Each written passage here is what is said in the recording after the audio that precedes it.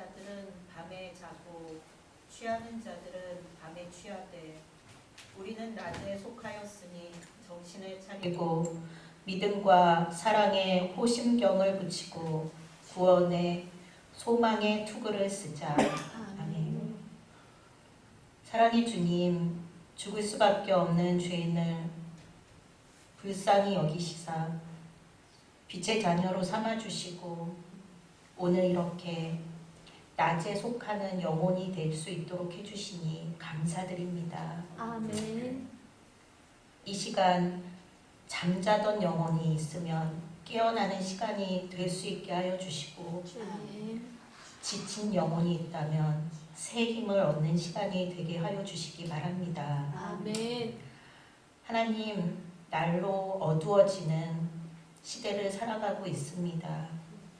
이 시간에도 밤에 속해서 잠을 자고 취하는 사람들은 날마다 점점 늘어나는 듯합니다. 아멘. 우리의 사랑하는 가족과 이웃들도 하나님 그 어둠에 있다면 하루빨리 빛으로 나아올 수 있도록 은혜를 더하여 주시기를 소망합니다. 아멘. 하나님, 이 저녁 주의 말씀을 사모하여서 갈급한 마음으로 나와왔습니다. 주님. 이 시간 수요 예배의 시종을 주님께 의탁드리니 저희의 구원자 되시고 모든 이름 위에 뛰어난 이름이신 예수님의 이름으로 기도드렸습니다. 아멘.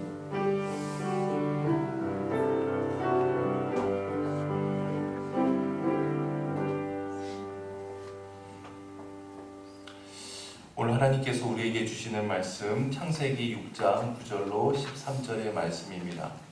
창세기 6장 9절로 13절 말씀. 우리 다 함께 한 목소리로 봉독해 봅시다. 시작. 이것이 노아의 족보니라. 노아는 의인이요 당대의 완전한 자라. 그는 하나님과 동행하였으며 세 아들을 낳았으니 셈과 함과 야벳이라. 그때 온 땅이 하나님 앞에 부패하여 포악함이 땅에 가득한지라. 하나님이 보신즉 땅이 부패하였으니 이는 땅에서 모든 혈육 있는 자의 행위가 부패함이었더라. 하나님이 노아에게 이르시되 모든 혈육 있는 자의 포악함이 땅에 가득함으로 그 끝날이 내 앞에 이르렀으니 내가 그들을 땅과 함께 멸하리라. 지난 2시간 동안 창세기 6장 1절로 8절까지를 통해서 노아 시대 때 살았던 인간들의 타락상에 대해서 우리가 함께 살펴보았죠. 6장 2절 말씀 복습해 볼까요? 6장 2절 다 같이 시작. 하나님의 아들들이 사람의 딸들의 아름다움을 보고 자기들이 좋아하는 모든 여자를 아내로 삼는지라. 자, 하나님의 아들들, 즉 하나님을 믿는 사람들이 사람의 딸들, 즉 불신자들의 아름다움을 보고 자기들이 좋아하는 모든 여자를 아내로 삼았다는 거예요. 이 말은 예쁜 여자 한 명과 결혼했다는 말이 아니라 그저 예뻐 보이기만 하면 닥치는 대로 모든 여자를 자기 아내로 삼았다라는 의미라고 했죠. 나에게 지금 아내가 몇 명 있는지, 그 아내로부터 자식이 몇 명 태어났는지 생각하지 않아요. 그냥 예쁜 여자가 있으면 또 아내로 삼는 거예요. 여자도 마찬가지죠. 내가 저 남자하고 결혼해서 아이를 낳았을 때 저 남자가 다른 아내들과 낳은 자식이 있을 거 아닙니까? 그러면 내가 낳은 자식과 무슨 문제가 생길 것인가 따지지 않아요. 그냥 결혼하는 겁니다. 그러면 그 가정이 어떻게 되겠어요? 파괴되고 말겠죠. 여러분, 하나님께서는 가정을 통해서 역사하시지 않습니까? 그래서 창세기는 모두 50장으로 이루어져 있는데 실은 천지를 창조하신 이야기는 1장과 2장에서 다 끝나요. 그리고 하나님 말씀 위에서 아담과 하와의 가정이 시작이 되고 또한 아브라함 가정, 이삭 가정, 야곱의 가정, 요셉의 가정, 그래서 가정을 이룬 역사의 기록이 바로 창세기라고 했죠. 그래서 창세기라고 하는 그 명칭보다 뭐라고 하는 말이 더 맞는 말이라고 했습니까? 창가정기라고 했죠. 다 같이 창가정기. 이거는 그냥 제가 만든 말이 아니라 누군가 그 말을 했는데 그 말이 제가 더 타당하다고 생각해서 창가정기라고 하는 말이 더 맞다고 생각했습니다. 여러분 대표적인 예로 에녹을 보세요. 에녹은 하나님과 동행하면서 자녀를 잘 양육하면서 가정을 바르게 가꾼 덕분에 죽지 않고 하늘로 승천하지 않았습니까? 하지만 노아 시대의 사람들은 그저 자신의 육체의 정욕을 따라서 결혼을 하면서 가정이 파괴되고 말았던 것이죠. 즉 결혼을 오로지 육체의 정욕을 위한 수단으로 삼았다는 겁니다. 그래서 모든 남자와 여자들이 타락한 삶을 살게 되었다. 자, 그러면 인간들이 육체의 정욕을 따라 산 결과 가정이 파괴되면서 어떠한 결과가 초래되었는가? 4절 말씀 봅시다. 4절 시작. 당시에 땅에는 네피림이 있었고 그 후에도 하나님의 아들들이 사람의 딸들에게로 들어와 자식을 낳았으니 그들은 용사라 고대에 명성이 있는 사람들이었더라. 자, 하나님을 잘 믿는 아들들이 하나님을 믿지 않는 딸들과 결혼을 했어요. 육체의 정욕을 따라 결혼을 한 그 결과 아이를 낳았는데 그 아이들 가운데 뭐가 있었다? 네피림이 있었다. 네피림의 뜻이 뭐라고 했습니까? 장부, 키 큰 거인, 영웅, 용사, 그 당시 명성을 날리던 유명한 스타라고 얘기했죠. 그런데 여러분, 이 네피림이라는 뜻이 하나가 더 있어요. 정반대되는 개념. 뭐라고 했어요? 불안당이라고 했죠. 다 같이 불안당. 네. 보세요. 육체의 정욕을 쫓아 살아가는 남자와 여자들에게는 세상의 네피림들이 용사, 영웅, 스타로 보이지만 하나님 보실 때 그 용사들, 영웅들, 스타들은 다 뭐로 보여요? 불안당으로 보였다는 겁니다. 다른 말로 그냥 커다란 고기 덩어리로 본 거예요. 그러면 보세요. 자기 육체의 정욕을 쫓는 인간과 인간이 결혼하니까 어떤 자식이 나옵니까? 그냥 큰 고기 덩어리가 나오는 거 아닙니까? 그거밖에 없어요. 즉 네피림은 큰 고기 덩어리에 불과한 거예요. 그런데 인간들은 그 큰 고기 덩어리를 보고 스타다, 용사다, 영웅이다 하면서 그것을 부러워하고 동경하고 쫓으려고 했다는 겁니다. 그래서 5절을 보세요. 5절 시작. 여호와께서 사람의 죄악이 세상에 가득함과 그의 마음으로 생각하는 계획이 항상 악할 뿐임을 보시고, 하나님 보실 때 그들은 모두 악한 죄인일 뿐이라는 거예요. 그리고 온 세상에 죄악이 가득 찼습니다. 여러분 성경책에 2절과 5절에 공표 친 부분이 있죠. 어디에 공표가 쳐져 있죠? 2절과 5절 보고, 5절에는 보시고. 그렇죠. 인간들은 세상의 아름다운 여자들을 이쁘다고 아름답다고 봤어요. 하지만 그런 세상을 하나님께서 보시고 뭐라 그랬죠? 하나도 아름답다고 하지 않았어요. 오히려 죄악이 가득하다라고 본 겁니다. 따라서 여러분, 우리가 인생을 살아갈 때 무슨 관점으로 살아갈 것인가가 중요하다라고 했어요. 세상의 관점으로 살아갈 것인가? 하나님의 관점으로 살아갈 것인가? 정녕 우리가 하나님의 관점, 하나님의 말씀의 관점으로 살아가지 않으면 결국 우리는 이 세상만을 추구하는 좀 더 큰 고기 덩어리의 삶일 수밖에 없다는 것을 잊어서는 안 되는 것이죠. 자, 결국 하나님께서는 사람 지으셨음을 한탄하셨습니다. 그리고 사람뿐만 아니라 가축과 기는 것, 공중의 새까지 모두 다 쓸어버리기로 심판하시기로 결심하시죠. 그런데 8절을 봅시다. 시작. 그러나 노아는 여호와께 은혜를 입었더라. 그러나 지난주에도 말씀드렸듯이 이런 접속사가 얼마나 우리에게 큰 감동을 주는지 몰라요. 여러분, 저를 보세요. 오늘 2024년 10월 23일 수요일, 여전히 이 세상은 어둡습니다. 흑암이에요. 하나님 관점으로 보면 여전히 이 세상은 죄악이 가득합니다. 우리는 다 죄인이에요. 보잘것없는 부족한 인간일 수밖에 없어요. 그러나 준석이는 여호와께 은혜를 입었더라. 김명남 권사는 여호와께 은혜를 입었더라. 여러분, 성경책에 노아 옆에 여러분의 이름을 써 놓으십시오. 나는 여호와께 은혜를 입었더라. 우리는 그런 존재라는 거예요. 하나님의 은혜를 입었기 때문에 오늘 이 자리에 나와 있는 거 아닙니까?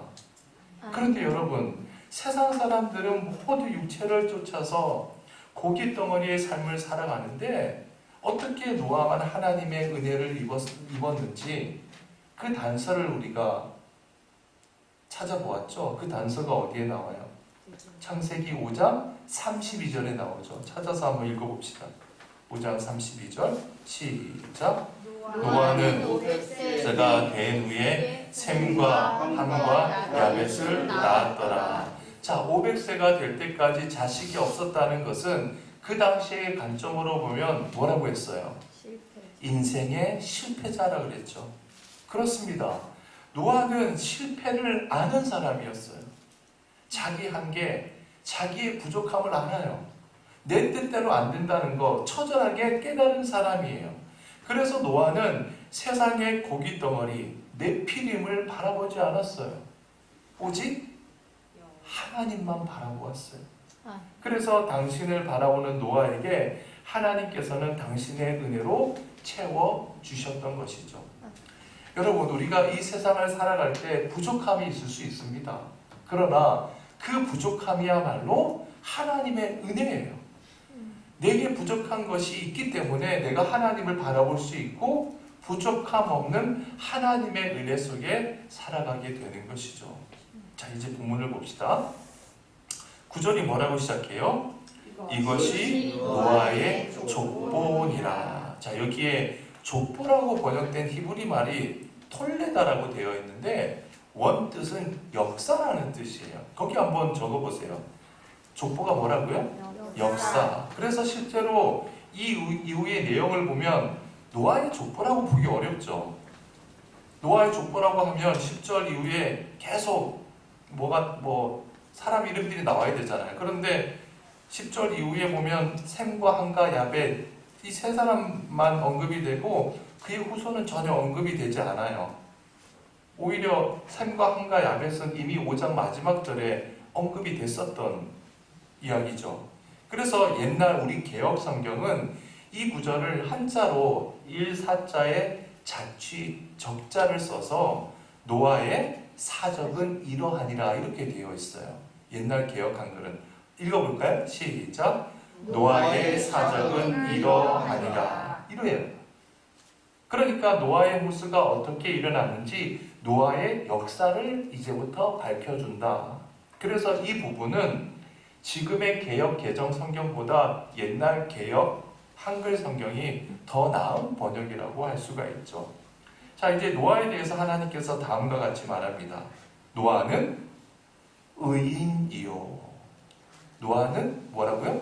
의인이요. 여기서 의인이라고 하는 히브리 말 차티크라고 하는데 제가 히브리 말을 거기다가 적어놓으면 여러분들이 좀 히브리 말이 이렇게 생겼나 싶어서 좀 이해하기가 좀 도움이 될 수 있는데 제가 이 프린트를 하는데 히브리 말은 이게 왼쪽에서 오른쪽으로 써지는 게 아니라 오른쪽에서 왼쪽으로 쓰여지잖아요.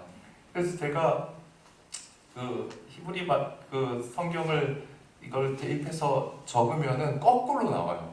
그러니까 제가 그냥 한글로만 음력을 했습니다.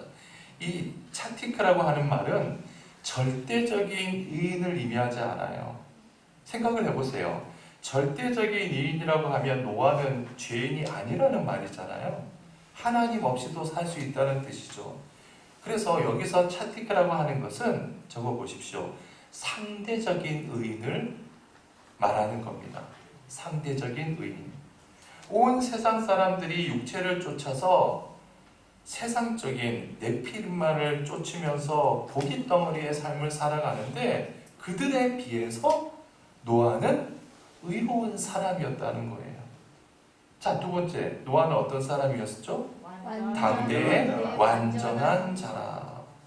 여기에서 완전하다 이 말도 히브리 말로 타밈이라고 하는데 이 말도 완전 무결한 완벽한 인간 성인군자 그런 말이 아니라 이 말의 원뜻은 마치다 완수하다라는 뜻이에요. 타밈의 원뜻이 뭐라고요? 마치다 완수하다예요. 즉 당대의 인간들 가운데에서 하나님께서 무슨 말씀을 하시든 그 말씀을 자기 삶으로 완수하려고 했던 사람은 노아밖에 없었다는 거예요. 계속해서 봅시다. 그는 하나님과 동행하였으며. 여러분, 우리도 이 동행한다라는 말을 쓰잖아요.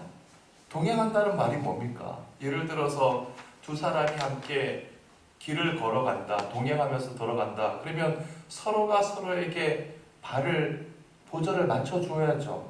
그게 동행 아닙니까? 마찬가지예요. 하나님과 동행한다고 하는 것은 내가 싫든 좋든 하나님의 그 걸음걸이에 보조를 맞추어야 해요. 그 속도에, 그 방향에 하나님께 맞추어야 돼요. 따라서 그것은 대단한 헌신과 결단을 필요로 하는 것이죠. 그런데 여러분, 하나님과 동행한다는 것을 바꾸어 말하면 무슨 말이 될까요? 내가 하나님의 보호 속에 있다는 것을 의미하죠. 생각해 보세요. 어린아이가 아빠하고 동행을 해요. 그런데 실족을 해서 아이가 넘어졌어요. 다리에 피가 나요. 제대로 걸을 수 없어요. 그러면 아빠가 아이를 위해서 병원을 데려다 주던가 치료를 해줘야 되잖아요. 아무것도 안 한다. 그러면 그 아빠는 친아빠가 아니죠. 따라서 내가 하나님과 동행한다고 하는 것은 전능하신 하나님의 보호하심과 도우심 속에 나를 맡기는 것을 의미해요. 그래서 그 하나님의 보호하심 속에서 노아는 그 타락한 세상 속에서도 의로운 삶을 살 수 있었고 그 하나님의 도움에 힘입어서 하나님께서 무엇을 말씀하시던 자신의 삶으로 그것을 완수할 수 있었던 것이죠. 자, 9절 말씀 우리 다시 한번 다 같이 읽어봅시다. 시작. 이것이 노아의 족보니라. 노아는 의인이요 당대의 완전한 자라. 그는 하나님과 동행하였으며. 자, 성경은 노아를 가리켜서 의인, 당대의 완전한 자, 그리고 하나님과 동행하였다고 소개해요. 여러분, 이것은 사람의 평가가 아니에요. 누구의 평가죠?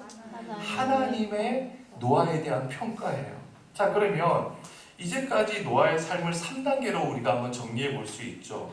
첫 번째, 5장 32절을 통해서 5장 32절에는 노아가 500세에 3명을 낳았다는 이야기가 나와요. 두 번째, 6장 8절에 보면 그러자 하나님의 은혜가 임했죠. 세 번째, 6장 9절 하나님의 은혜가 임하자 노아는 의인으로 완전한 자가 되었다는 겁니다. 여러분 보세요. 저를 보세요. 500살이 될 때까지 노아는 인간의 유한함을 통감하면서 세상의 기준으로 볼 때는 철저한 실패자였습니다. 부족한 삶을 살 수밖에 없었어요. 그러나 그 부족하고 가난한 심령의 그릇에 하나님의 은혜가 채워짐으로 완전한 의인이 될 수 있었다는 겁니다. 즉 노아는 의인이자 당대의 완전한 자로서 평가받기 이전에 하나님의 선행적인 은총이 있었다는 것을 알 수가 있어요. 그 은혜를 힘입어서 그는 의로운 삶을 살 수 있었고 완전한 삶을 지향할 수 있었고 결과적으로 하나님의 인도하심 속에서 하나님과 동행할 수 있었다는 것이죠. 자, 여러분, 저를 보세요. 하늘에서 비가 내려요. 비가 내리면 그 빗물을 그릇으로 받기 위해서는 그 그릇의 방향이 어떻게 해야 돼요? 위로, 하늘을 향해 있을 때만 빗물을 받을 수가 있죠. 반면에 그릇이 엎어져 있으면 빗물을 받을래야 받을 수가 없어요. 마찬가지입니다. 하나님께서는 성경을 통해서 이렇게 말해요. 제가 거기 적어놨죠? 내가 모든 사람에게 똑같은 은혜를 준다. 너희는 복을 받을 만한 그릇이 되어서 이 은혜를 받으라는 거예요. 다 같이 읽어봅시다. 시작. 내가 모든 사람에게 똑같은 은혜를 준다. 너희는 복을 받을 만한 그릇이 되어서 이 은혜를 받으라. 즉, 은혜를 받느냐 못 받느냐는 순전히 누구 책임이에요? 나의 책임이에요. 각자의 선택인 거예요. 그러니까 보세요. 분명히 하나님께서는 120년이라고 하는 유예 기간 동안 은혜를 내린 거예요. 모든 사람에게 공평한 은혜의 비를 내렸어요. 그러나 사람들은 그 하나님의 은혜를 철저히 외면했죠. 하지만 노아만은 그 은혜를 갈망하는 자였다는 거예요. 노아는 그 은혜를 은혜로 알았어요. 그리고 자신의 삶으로 응답했던 거예요. 여러분, 하나님의 은혜는 절대로 멀리 있는 것이 아닙니다. 우리의 삶의 현장에서 언제나 현재형으로 주님의 은혜가 임한다는 사실을 잊어서는 안 됩니다. 상황이 어떠하든 형편이 어떠하든 상관없어요. 자신이 있는 곳이 학교든 가정이든 직장이든 사업장이든 어느 곳이든 무방해요. 그래서 여러분이 계신 그 장소에 임하시는 하나님의 그 은혜를 은혜로 알고 여러분의 삶으로 응답할 때 여러분에게 은혜를 베푸시는 하나님에 의해서 하나님의 뜻이 이루어지는 겁니다. 여러분 꼭 기억하십시오. 여러분이 완전하기 때문에 하나님께서 여러분을 주님의 도구로 쓰는 거 아닙니다. 하나님께서 당신의 은혜로 여러분들을 쓰시기 때문에 여러분은 완전한 주님의 도구가 되는 거예요. 자, 10절 봅시다. 10절이 이렇게 시작을 하죠. 새 아들을 낳았으니의 공표를 쳐보세요. 자, 여러분 성경책에다가 잘 공표를 쳐보십시오. 공표하시고 바로 위에 구절에 동행에다가 또 다시 공표를 해봅시다. 그리고 서로 연결해 봅시다. 낳았으니와 동행. 자, 하나님과 동행하면서 뭘 했다고요? 낳았어요. 하나님과 동행하면서 낳았어요. 여러분 이거 어디서 많이 봤죠? 누구에 대한 표현과 똑같아요? 창세기 5장에 나오는 에녹과 똑같죠. 5장 21절 22절 봅시다. 5장 21절 22절 시작. 에녹은 65 못 찾으셨어요? 창세기 5장 21절 22절 시작. 에녹은 65세에 무두셀라를 낳았고 무두셀라를 낳은 후 300년을 하나님과 동행하며 자녀들을 낳았으며. 자, 하나님과 동행하는 사람은 자녀를 낳고 하나님의 말씀대로 양육했다는 뜻이에요. 똑같죠? 노아와 에녹이. 자, 노아는 하나님과 동행하면서 세 아들을 낳았는데 그 아들이 누구예요? 셈과 함과 야벳이라. 자, 그래서 그 아들 3명 낳고 잘 먹고 잘 살고 행복했다. 그게 끝인가요? 아니에요. 하나님과 동행하면서 세 아들을 낳았는데 이 세 아들들이 뭐가 됩니까? 노아의 동력자가 됩니다. 이게 중요해요. 이 아들들이 노아의 동력자가 돼요. 노아와 더불어서 인류의 중시조가 되잖아요. 새로운 시조가 되는 거예요. 여러분 그렇습니다. 내가 하나님과 동행하면서 자식을 낳고 양육한다는 것은 부모와 자식이 아내와 남편이 한마음이 되어서 하나님께서 주신 사명을 감당하는 동력자가 되는 거예요. 11절 말씀. 그때 온 땅이 하나님 앞에 공표해 보시고 부패, 부패에 공표하시고 부패하여 포악함이 땅에 가득한지라.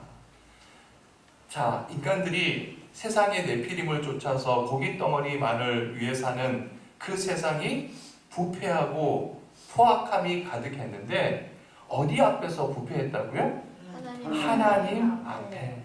여러분, 여기 하나님 앞에란 말이 너무너무 중요해요.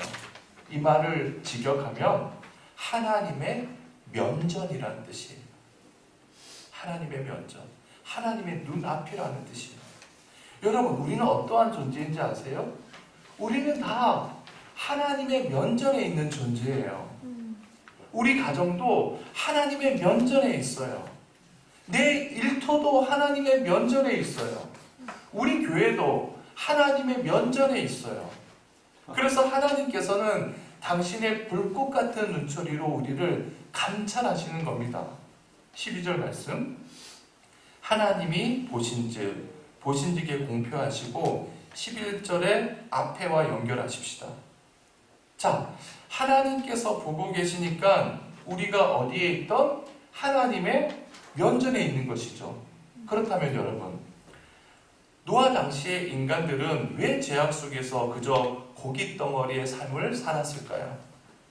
자기는 하나님 면전에 있다고 생각을 안 하는 거예요.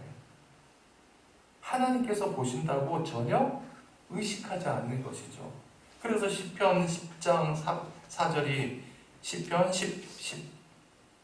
10장이라고 했다는 시편 10장 4절 말씀 봅시다. 시작. 악인은 그의 교만한 얼굴로 말하기를 여호와께서 이를 감찰하지 않으신다 하며 그의 모든 사상에 하나님이 없다 하나이다. 무슨 말이에요? 하나님은 절대로 나를 안 봐. 나는 하나님 면전에 있는 거 아니야. 그렇게 생각하는 사람이 뭐라고요? 악인이라는 거예요. 악한 놈이라는 거예요. 그 얼굴이 또 하나님 앞에서 어떤 얼굴이에요? 교만한 얼굴이라는 거예요. 여러분, 영성이라는 말 많이 들어보셨죠? 저 사람 참 영성이 깊다. 영성이 참 충만하다. 여러분, 영성이라는 것을 어떻게 정의할 수 있을까요? 영성이란 이렇게 정의할 수 있어요.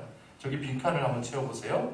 나와 함께하고 계시는 하나님에 대해서 뭐라고 들어갈까요? 깨어있는 거예요. 다 같이 영성이란 시작. 나와 함께하고 계시는 하나님에 대해 깨어있는 것이다. 그렇습니다. 하나님은 절대로 멀리 계시지 않아요. 나는 하나님 면전에 있어요. 그 하나님 면전에서 깨어있는 것이 영성이에요. 여러분, 많은 크리스찬들이 며칠씩 어디론가 기도원 같은 데 가서 특별하게 영성훈련이라는 것을 받습니다. 여러분, 영성훈련은 절대로 테크닉이 아닙니다. 노하우가 아니에요. 아무리 좋은 시설에서 좋은 분위기에서 어떤 훈련을 받는다고 한들 내 면전에 계시는 하나님에 대해서 깨어있지 못하면 그 사람은 영성 있는 사람이라고 할 수 없죠. 따라서 내가 하나님 면전에 있다는 것을 내 삶 속에서 전혀 인식을 못한다? 하나님께서 나를 보신다는 사실을 내가 의식하지 않고 살아간다? 그러면 내 생각과는 달리 하나님 보실 때 시편 10장 4절처럼 나는 뭐가 되는 거예요? 악인이 되는 거예요. 노아 시대 사람들처럼 똑같은 사람이 되는 것이죠. 12절 말씀. 하나님이 보신즉 땅이 부패하였으니, 부패에 또 공표를 쳐봅시다. 여기 또 부패라는 말이 나왔죠. 하나님이 보실 때 왜 땅이 부패했는가? 여러분, 여기서 이 땅이라고 하는 말은 그냥 땅이라는 말도 되지만 세상이라는 말도 되고 인간을 뜻하기도 해요. 세상, 인간. 왜 세상이 부패했나? 계속 봅시다. 이는 땅에서 모든 혈육 있는 자의 행위가 뭐했다? 부패함이었더라. 또 부패가 나왔죠. 부패에 또 공표를 줘봅시다. 즉, 이 세상에 사는 모든 인간이 부패했기 때문에 온 세상이 부패했다는 거예요. 여러분, 오늘날 우리가 살고 있는 이 세상이 부패했다고 하면 이 땅 위에 사는 짐승들이 부패했다는 말일까요? 하늘을 사는 새들이 부패했다는 말일까요? 아니죠. 이 시대를 사는 누가 부패했다는 거예요? 사람, 인간이 부패했다는 것이죠. 하나님 보시기에 인간들의 행위가 부패했기 때문에 그 시대가, 그 세상이, 그 온 땅이 하나님 보시기에 부패했다는 말입니다. 그런데 여기에 보면 모든 어떤 자들? 혈육 있는 자. 이 혈육이라는 말이 참 중요한데 히브리 말로 빠사르라고 해요. 이 말의 원뜻은 적어보십시오. 짐승의 고깃덩어리라는 뜻입니다. 빠사르가 뭐라고요? 짐승의 고깃덩어리. 그러니까 하나님께서는 육체의 정욕만을 쫓아가는 모든 혈육 있는 자 빠사르를 그저 고깃덩어리로 보고 있는 거예요. 13절 말씀. 하나님이 노아에게 이르시되, 하나님이 노아에게 이르시되, 얼마나 중요한 말씀입니까? 모든 인간들이 고깃덩어리의 삶을 살아가고 있는데 하나님께서 노아에게 말씀하세요. 이걸 바꾸어 말하면 어떤 말이 될까요? 노아만 하나님의 말씀에 열린 귀를 갖고 있었던 것이죠. 귀를 열고 있었던 거예요. 생각해 보세요. 왜 그 시대의 다른 인간들에게 하나님께서 말씀하시지 않았겠습니까? 다 하셨어요. 120년 동안 시시각각으로 말씀하셨어요. 그런데 인간들은 안 듣는 겁니다. 아니, 듣긴 듣지만 그 하나님이 자기 면전에 있다라고 생각을 안 하는 거예요. 그런데 노아만 자기 면전에 계시는 하나님을 의식하면서 그 하나님에 대해서 열린 귀를 갖고 있었던 것이죠. 그러니까 하나님의 뜻이 노아를 통해서 이루어질 수 있는 것이죠. 자, 하나님께서 노아에게 뭐라고 말씀하셨는가? 모든 혈육 있는 자의 포악함이 땅에 가득함으로 그 끝날이 내 앞에 이르렀으니 내가 그들을 땅과 함께 멸하리라. 자, 보세요. 이 소리를 누구만 들은 거예요? 노아만 들은 거예요. 노아만. 하나님의 이 말씀을 들었기 때문에 노아는 절대로 고깃덩어리를 추구하는 삶을 살지 않았겠죠. 그러나 다른 인간들은 하나님의 말씀에 스스로 길을 막고 있었기 때문에 하나님의 아들이라는 칭함을 받으면서도 고깃덩어리의 삶을 살아가고 있었던 겁니다. 그런데 여러분, 오늘날 우리가 하나님의 말씀에 귀를 열고 살지 않는다면 우리 역시도 마찬가지로 빠사르, 하나님 보시기에 고깃덩어리와 무슨 다를 바가 있겠느냐, 그 말이죠. 그런데 여러분, 여기서 모든 혈육 있는 자의 포악함이 땅에 가득함으로 그 뭐라고 해요? 끝날에 또 공표를 쳐봅시다. 여러분, 끝날은 뭘까요? 끝날이 뭐예요? 심판의 날이죠. 그렇죠? 하나님의 심판의 날을 의미해요. 여러분, 제가 질문해 보겠습니다. 심판에는 두 가지 심판이 있다고 했어요. 그 두 가지 심판이 뭐죠? 하나는 세상이 완전히 끝나는 우주적인 종말의 심판이 있죠. 세상이 완전히 끝나는 거예요. 또 어떤 종말이 있어요? 개인적인 종말, 개인적인 죽음, 이런 심판이 또 있는 것이죠. 그래서 우리가 이 세상을 떠날 때 우리 각자는 하나님의 심판대 앞에 반드시 서야 된다고 했습니다. 여러분, 생명이라고 하는 게 뭘까요? 쉽게 말하면 시간이라고 할 수가 있죠. 지금 1초 1초가 우리의 생명과 같아요. 이 시간은 언제까지 갈까? 하나님께서 정하신 우리의 끝날까지 가겠죠. 그 시간이 언제까지인지 우리는 다 몰라요. 그 시간까지 지금 1초 1초 흘러가고 있는 이 시간이 바로 우리의 생명인 것이죠. 그런데 이 끝날의 의미는 사람마다 다 다르겠죠. 어떤 사람에게는 구원이에요. 그런데 어떤 사람에게는 멸망이에요. 그렇다면 노아에게 있어서 이 끝날은 뭐예요? 구원이죠. 새로운 생명이고 새 역사의 시작이 되는 겁니다. 그렇다면 저와 여러분에게 있어서 개인적인 끝날, 그 끝날의 의미가 멸망이냐 아니면 구원이냐 새로운 시작이냐, 이것은 무엇으로 판가름 날까요? 그것은 지금 내게 주어진 이 생명, 이 1초 1초를 무엇을 위해서 쓰고 있는가, 지금 현재 내 삶에 의해서 그 끝날의 의미가 결정되겠죠. 자, 마지막으로 13절 마지막 단어가 뭐로 끝나죠? 멸하리라. 거기에 또 공표를 쳐봅시다. 자, 그리고 11절과 12절에 공표를 친 부패 있잖아요. 부패. 그 부패와 멸하리라, 이것을 다 모두 연결해 봅시다. 이게 히브리 말로 다 똑같은 단어예요. 부패와 멸하리라. 이게 히브리 말로 샤하트라고 하는데 그 뜻이 부패라는 뜻도 있고, 적어 봅시다. 멸절, 파괴라는 뜻도 있어요. 부패라는 뜻도 있고 또 무슨 뜻이 있다고요? 멸절, 파괴라는 뜻이 있어요. 자, 보세요. 내 인생의 끝날은 지금 살아있는 내가 어떤 삶을 사느냐에 따라서 그 끝날의 의미가 달라진다고 했죠. 그러니까 지금 여기 있는 인간들을 보세요. 창세기 6장에 나와 있는 이 인간들을 보면 육체의 정욕을 쫓아서 부패한 삶을 사니까 그 끝날의 의미는 뭐겠어요? 멸절이고 파괴겠죠.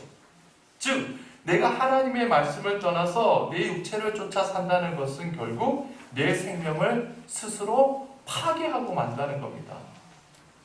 사랑하는 여러분, 심판은 절대로 마지막 날, 그 끝날 딱 정해진 그 시간에 오는 것 절대 아닙니다. 심판은 언제나 현재 진행형으로 계속되는 거예요. 따라서 내가 지금 내 육체를 위해서 부패한 삶을 산다면 내 인생의 끝은 결국 파괴되고 멸망하게 될 겁니다. 반면에 내가 지금 하나님의 말씀으로 내 인생을 건져 올린다면 내 마지막은, 내 끝날은 하나님 앞에서 상급이 주어지겠죠. 사랑하는 여러분, 아무쪼록 하나님의 심판은 바로 지금 1초 1초 내 시간 속에 현재 진행형으로 계속되고 있다는 사실을 잊지 마시고 노아처럼 매사에 하나님의 은혜 속에서 하나님과 동행하는 삶을 살아가는 저와 여러분 다 되시길 축원해 드립니다. 기도합시다. 하나님 아버지, 500살이 될 때까지 노아는 인생의 실패자로 부족한 삶을 살았습니다. 그러나 그 가난하고 부족한 심령의 그릇 속에 하나님의 은혜가 채워짐으로 완전한 의인이 될 수 있었습니다. 또한 결과적으로 하나님의 인도하심 속에서 하나님과 동행할 수 있었습니다. 주님, 오늘날에도 하나님께서는 우리 모두에게 은혜를 내려주시기 원하지만 내 심령이 교만하여서 그 은혜의 그릇을 하나님께 향하지 않는다면 결국 우리는 노아 시대의 폐역한 인간들과 똑같을 수밖에 없게 될 겁니다. 주님, 소망하기는 우리 모두 하나님의 은혜를 받을 만한 그릇이 되어서 노아처럼 하나님과 동행하는 이 시대의 의인이 되게 하여 주옵소서. 그래서 항상 하나님 면전에 있다는 생각을 잊지 않게 도와주옵소서. 주님, 지금 우리에게 주어진 1초 1초라는 이 귀한 생명을 육체의 정욕을 위해서 부패한 삶을 살면서 내 인생을 파괴하는 어리석은 자가 되지 않기를 원합니다. 이제부터 나에게 주어진 이 귀한 생명의 시간을 하나님의 은혜 속에서 믿음으로 건져 올리는 저희들 모두가 될 수 있도록 인도하여 주옵소서. 예수님의 이름으로 기도드립니다. 아멘. 우리 결단의 찬양 516장 함께 부르겠습니다.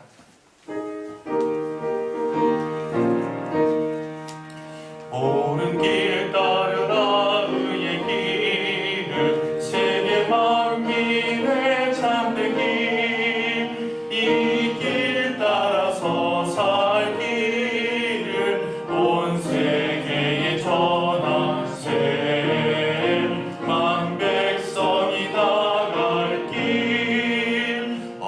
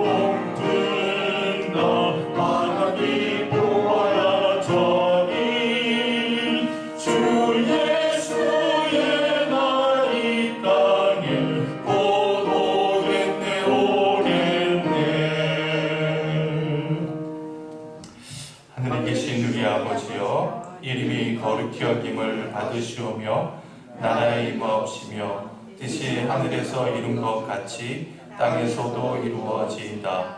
오늘날 우리에게 일용할 양식을 주옵시고 우리가 우리에게 죄 지은 자를 사하여 준 것 같이 우리의 죄를 사하여 주옵시고 우리를 시험에 들게 하지 마옵시고 다만 악에서 구하옵소서. 내게 나라와 권세와 영광이 아버지께 영원히 있사옵나이다. 아멘.